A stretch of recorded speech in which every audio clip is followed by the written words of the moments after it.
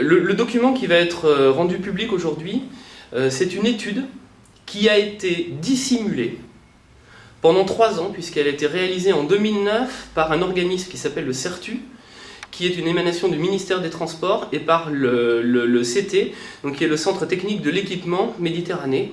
Donc ce sont des personnalités reconnues dans le domaine des transports qui ont réalisé une étude à la demande de TPM, financée par le contribuable de TPM, sur une question fondamentale: est-ce qu'il faut choisir un tramway ou un BHNS à Toulon? Et cette étude, elle a une conclusion qui est absolument imparable, et qui est celle que le collectif tramway a toujours défendue, qui est: le BHNS ne convient pas pour l'agglomération toulonnaise sur l'axe Est-Ouest.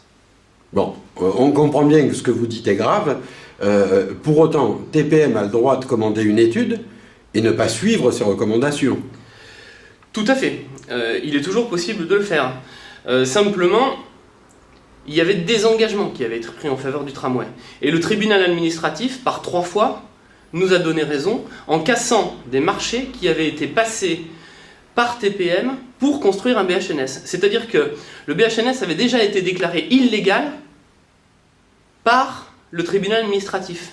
Et il faut voir que cette illégalité est plus forte que ça, parce que les marchés illégaux ont été passés alors que TPM avait fait faire au préalable une étude qui conduisait à la conclusion que le BHNS ne convenait pas. Je résume. C'est-à-dire que le BHNS, sur le BHNS, il y a eu une étude qui concluait que le BHNS ne pouvait pas convenir pour Toulon en 2009. TPM en avait connaissance et l'a dissimulé. Et entre 2009 et 2012, il y a des millions d'euros qui ont été investis par TPM pour construire un BHNS, alors qu'il savait parfaitement que le BHNS ne menait à rien pour l'agglomération toulonnaise.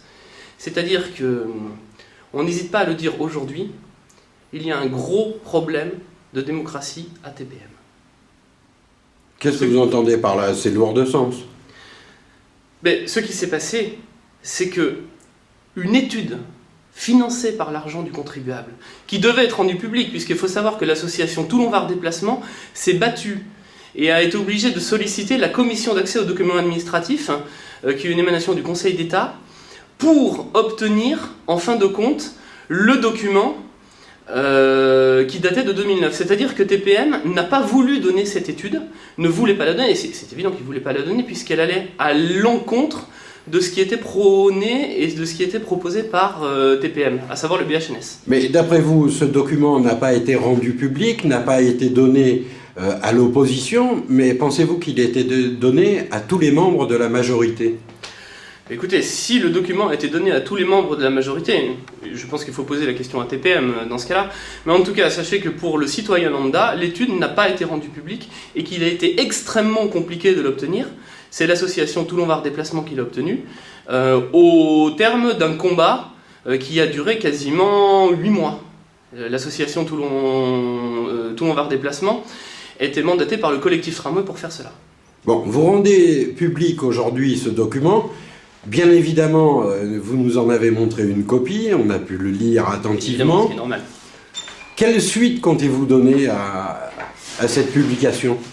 Alors, quelle suite va être donnée à cette publication? Les conséquences vont être lourdes, puisque cette étude interdit désormais qu'une déclaration d'utilité publique en faveur du BHNS soit déposée par TPM. C'est-à-dire que si une déclaration d'utilité publique est déposée par TPM pour le BHNS, à ce moment-là, la commission d'enquête de la déclaration d'utilité publique conclura au fait que le BHNS n'est pas adapté aux besoins de Toulon, ce qui est logique. Mais vous avez décidé de contrarier les plans de M. Hubert Falco à chaque fois? Non, nous n'avons rien décidé de contrarier du tout. Nous nous battons pour l'avenir de l'agglomération, pour son développement économique et pour le bien-être des citoyens de l'agglomération. Bon, écoutez, je vais vous dire à très bientôt et suite au prochain numéro. Merci beaucoup.